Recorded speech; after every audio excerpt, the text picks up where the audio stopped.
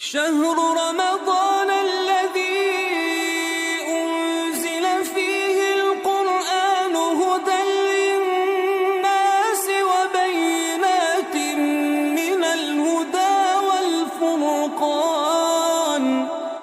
السلام عليكم ورحمة الله وبركاته. கண்ணியத்திற்குரிய மோமின்களே, புனிதமிகு ரமலானில் நாம் சந்திப்பதில் பெருமகிழ்வு. ஒரு சில சகோதரர்கள் இப்படி கேட்டிருக்காங்க, ரமலானில் நாம் கேட்க வேண்டிய பிரத்யேகமான துஆக்கள் உண்டா அப்படின்னு கேட்டிருக்காங்க. பொதுவாக ரமலானுடைய மாதம் துஆக்கள் அதிகம் கேட்க வேண்டிய பொதுவான மாதம். ஹஸரத் ரசூலுல்லாஹி ஸல்லல்லாஹு அலைஹி வஸல்லம் சொல்லுவாங்க ஹதீஸில், ஸலாஸத்துன் லா துரத்து தஅவத்துஹும், 3 நபர்களின் பிரார்த்தனை அல்லாஹ்விடத்தில் மறுக்கப்படுவதில்லை. அதில் ஒருவர் யார் அப்படின்னு கேட்டால், அஸ்ஸாயிமு ஹத்தா யுஃப்திர், ஒரு நோன்பாளி நோன்பு திறக்கின்ற வரை கேட்கும் துஆ அப்படின்னு சொல்கிறாங்க. ஒரு நோன்பாளி நோன்பு திறக்கும் வரை கேட்கின்ற துஆ அல்லாஹ்விடத்தில் மறுக்கப்படுவதே இல்லை.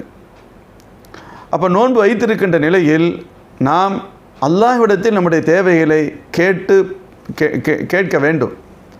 மனிதரிடத்தில் நமக்கு தேவையே இல்லைன்னு சொல்ல முடியாது. இன்றைக்கி நம்ம துஆவுடைய விஷயங்களில் கவனம் ரொம்ப கம்மியாக இருக்குது.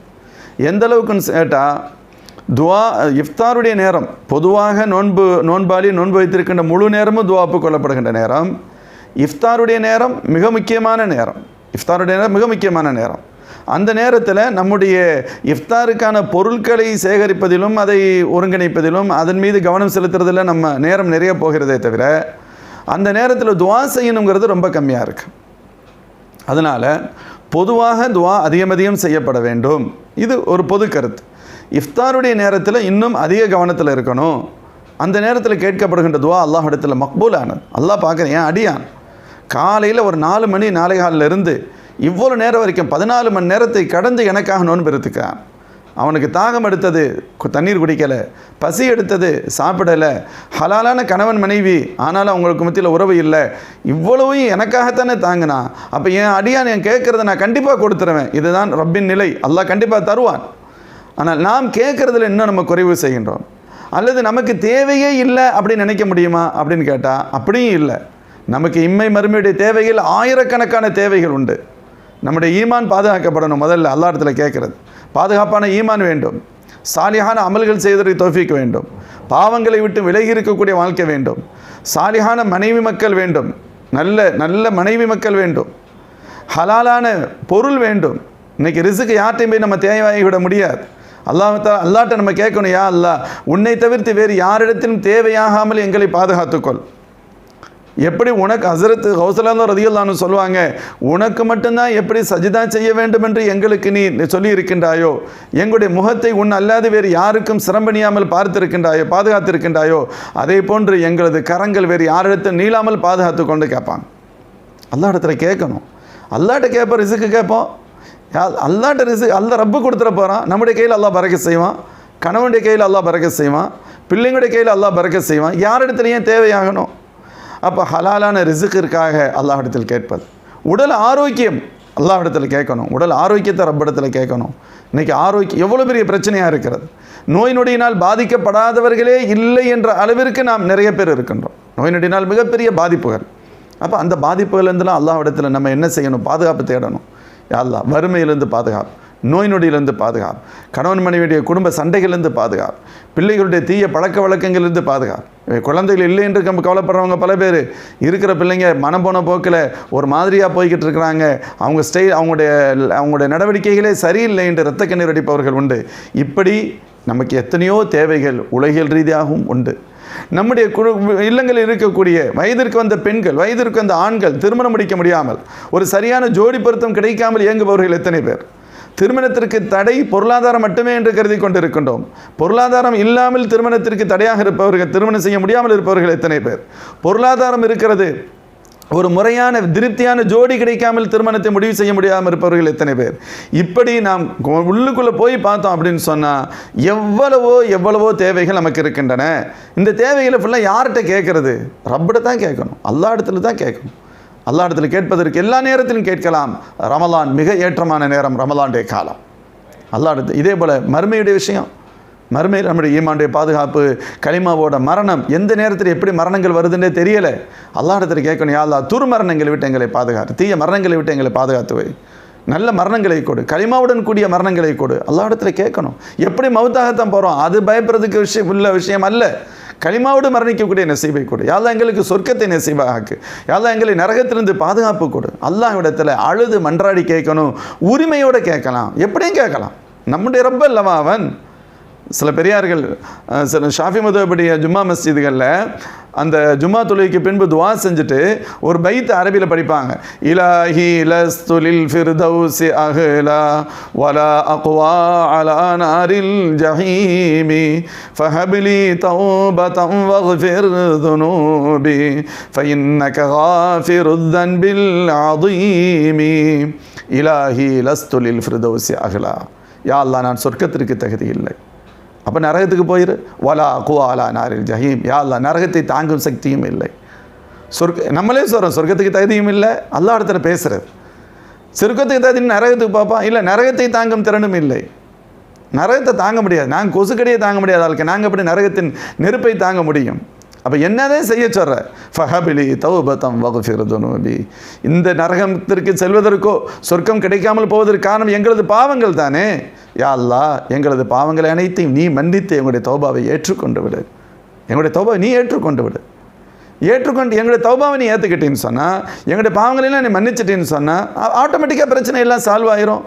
சரி, இப்படி நான் கேட்கறதுனால எங்களுடைய பாவங்களை மன்னிப்பதோ எங்களுடைய தௌபாவை ஏற்றுக்கொள்வதில் உனக்கு பிரச்சனை இருக்கிறதா?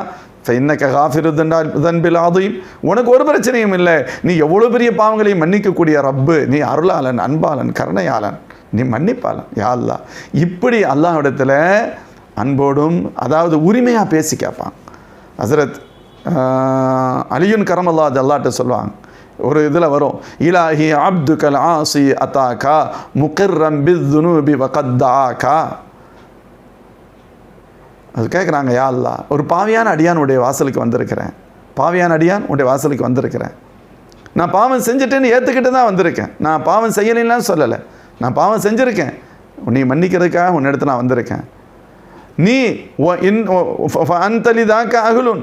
யாதா நீ மன்னித்தால் நீ அதற்கு தகுதியுடையவன். நீ மன்னிக்கும் கருணையாளன். ஆனால் ஒயின் தத்துருத், ஒருவேளை என்னை நீ விரட்டி விட்டால் ஃபமையர்ஹம் சிவாக், இந்த உலகத்தில் எனக்கு வேறு யார் உதவி செய்ய முடியும்? எந்த வாசலில் போய் நான் நிற்க முடியும் சொல்லு? எங்கேயுமே நான் போய் நிற்க முடியாது. இப்படி அல்லாஹ்விடத்தில் அழுது மன்றாடி கேட்கின்ற அதே போன்று உரிமையோடு கேட்பது. நம்ம அப்பா அம்மாட்ட கேட்குறதுக்கும் மற்றவங்கள்ட்ட கேட்குற வித்தியாசம் இருக்குல்ல. அம்மாட்ட என்ன செய்வோம், எனக்கு இது வேணும்டா வேணும், எனக்கு தந்து தான் ஆகணும், இல்லைன்னா நான் போக மாட்டேன். இது உரிமை. இன்னொரு இடத்துல போய் அப்படி கேட்க முடியாது. ரப்பிடத்தில் அழுதும் கேட்கலாம், மன்றாடியும் கேட்கலாம், உரிமையோடும் கேட்கலாம். யா அல்லாஹ் நீ எனது ரப்பு, நான் உனது அடியான், நான் பலகீனமானவன், குறைகள் செய்து விட்டேன், நீ மன்னிக்கலைன்னா நான் எங்கே போக முடியும்? இப்படி எல்லா நிலையிலும் அல்லாஹ்விடத்தில் பாவ மன்னிப்பு தேடுவதும் அல்லாஹ்வுடைய அருளை வேண்டி துவா செய்வது தார்மீக கடமை. அதை முழுமையாக நாம் பயன்படுத்தி கொள்ள வேண்டும். இப்போ சகோதரர் கேட்கிறது, ரமதானில் எந்த துவா, அதுக்காண்டி பிரத்யேகமான துவாக்கள் இருக்காங்கிறாங்க. பிரத்யேகமான துவாக்கள் என்பது இல்லை. ஆனாலும் ஹதரத் ரசூலுல்லாஹி ஸல்லல்லாஹு அலைஹி வஸல்லத்துடைய ஹதீஸை அடிப்படையாக கொண்டு சில விஷயங்களை நாம் தொடர்ந்து சில விஷயங்களை தொடர்ந்து நாம் அல்லாஹ்விடத்தில் கேட்கலாம். உதாரணத்திற்கு ஸல்லல்லாஹு சொல்லுவாங்க, இந்த மாதத்தை பற்றி சொல்லும் பொழுது ஷஹ்ருன், இந்த மாதம் அவ்வலுஹு ரஹ்மா, இதனுடைய முதல் பகுதி ரஹ்மத்து, வௌசத்துஹு மஃபிரா, இரண்டாம் பகுதி மஃபிரத்தும் பாவம் மன்னிக்கும் மாதம், மூன்றாம் ஆஹிர் உஹ்துகு மினன்னார், இதனுடைய இறுதி பகுதி நரகத்திலிருந்து விடுதலை செய்கின்ற பகுதின்னு சொல்லுவாங்க. ரமலானுடைய முதல் பகுதியை ரஹ்மத், இறைவனின் அருள் தருகின்ற நாட்கள், இரண்டாம் பகுதி மன்னிப்பை தருகின்ற நாட்கள், மூன்றாம் பகுதி நரகத்திலிருந்து விடுதலை தருகின்ற நாட்கள். இதில் இருந்து நம்முடைய பெரியார்கள் நமக்கு ஒரு துவாவை கற்றுத்தந்தாங்க. ரமலானுடைய முதல் பத்தில் நம்ம அதிகமாக அல்லாஹ்விடத்தில் இப்படி துவா செய்யணும். அது ரஹமத்து இறங்குகிற, இறைவனின் அருள் இறங்குகிற பகுதி என்பதால் அல்லாஹ் மர்ஹம்னா பி ரஹ்மத்திக யா அர்ஹமர் ராஹிமீன். அருளாளனே, அன்பாளனே, மாபெரும் கருணையாளனே, உனது ரஹமத்தை கொண்டு எங்களுக்கு அருள் செய்வாயாக, எங்களுக்கு ரஹ்மத் செய்வாயாக என்று அல்லாஹ்விடத்தில் கேட்கிறது. அதே போன்று இரண்டாவது பத்தில் அல்லாஹ் மக்ஃபிர் லனா துனூபனா வ ஹதாயானா குல்லஹா யா ரப்பல் ஆலமீன். அது பாவங்கள் மன்னிக்கப்படுகின்ற பகுதி என்பதால் அல்லாஹ்விடத்தில் கேட்குறோம், யா அல்லாஹ் எங்களுடைய பாவங்களை, எங்களுடைய பிழைகளை, எங்களுடைய குறைகளை, எங்களுடைய குற்றங்களை நீ மன்னித்து அருள் புரிவாயாக, நீ மன்னிக்கும் கருணையாளன் ரப்பே அப்படின்னு அல்லாஹ்விடத்தில் இந்த அர்த்தத்துடைய அந்த வார்த்தையை கேட்பது. மூன்றாவது பகுதியில் அந்த கடைசி பத்தில் அல்லாஹும்ம அஅ்திக்னா மினன் நார் வ அத்கில்னல் ஜன்னத யா ரப்பல் ஆலமீன், யா அல்லாஹ் எங்களை நரகத்திலிருந்து விடுதலை செய்வாயாக, சொர்க்கத்தில் எங்களை நுழைவிக்க செய்வாயாக என்று அல்லாஹ்விடத்தில் கேட்கிறது. ஸல்லல்லாஹு சொல்கிறாங்க, இதனுடைய முதல் பகுதி ரஹ்மத்து, இறைவனின் அருள் இறங்குகின்ற நாட்கள், இரண்டாம் பகுதி இறைவனின் மன்னிப்பை பெற்று தருகின்ற நாட்கள், மூன்றாம் பகுதி நரகத்திலிருந்து விடுதலை செய்யப்படுகின்ற நாட்கள் என்பதால் நமக்கு இந்த துவாவை அமைச்சு தந்தாங்க. முதல் பத்தில் அல்லாஹ்வுடைய ரஹமத்தை வேண்டி துவா செய்கிறது, இரண்டாவது பத்தில் மக்ஃபிரத்தை வேண்டி துவா செய்வது, மூன்றாவது பத்தில் நரகத்திலிருந்து விடுதலை வேண்டி துவா செய்கிறது. அதே போன்று இன்னொரு விஷயம் என்னன்னு கேட்டால், ஸல்லல்லாஹு அலைஹி வஸல்லம் ஆயிஷா ரலியல்லாஹு அன்ஹா கேட்பாங்க, யா ரசூலல்லாஹ் லைலத்துல் கத்ரை பெற்றுக்கொண்டால் நாங்கள் என்ன துவா செய்யணும்? ஸல்லல்லாஹு சொல்லுவாங்க, அல்லாஹும்ம இன்னக அஃபுவுன் துஹிப்புல் அஃப்வ ஃபஅஃபு அன்னி, அல்லாஹ் நிச்சயமாக நீ மன்னிப்பாளன், மன்னிப்பதையே விரும்புபவன், எங்களை மன்னிப்பாயாக, என்னை மன்னித்து விடுவாயாக. ஸல்லல்லாஹு அலைஹி வஸல்லம் ஆயிஷா ரலியல்லாஹு அன்ஹா கற்றுக் கொடுத்த துவா. நாங்கள் என்ன கேட்கணும் அல்லாஹ் இடத்துல? நீங்கள் எப்படி கேளுங்க, அல்லாஹ்வும்ம இன்னக அஃபுவன், நிச்சயமாக நீ மன்னிப்பவன், துஹிப்புல் அஃப்வ மன்னிப்பதையே விரும்புபவன், ஃபஅஃபு அன்னி என்னை மன்னித்து விடுவாயாக. இணைத்திருக்கிற மூமின்களே, இந்த துவாவை நாம் லைலத்துல் கத்ரில் அதிகம் கேட்கணும். லைலத்துல் கத்ர் மட்டுமல்ல, ரமலான் முழுக்க நாம் அதிகம் கேட்க வேண்டும். இது போன்ற துவாக்களை நாம் அதிகம் பயன்படுத்திக் கொள்வது ஏற்றமானது. எல்லாம் அல்ல அல்லாஹ் கிருபை செய்வானாக. வாஹிர் தாவானா அல்ஹம்துலில்லாஹி ரப்பில் ஆலமீன். அஸ்ஸலாமு அலைக்கும் வரஹ்மத்துல்லாஹி வபரகாத்துஹு.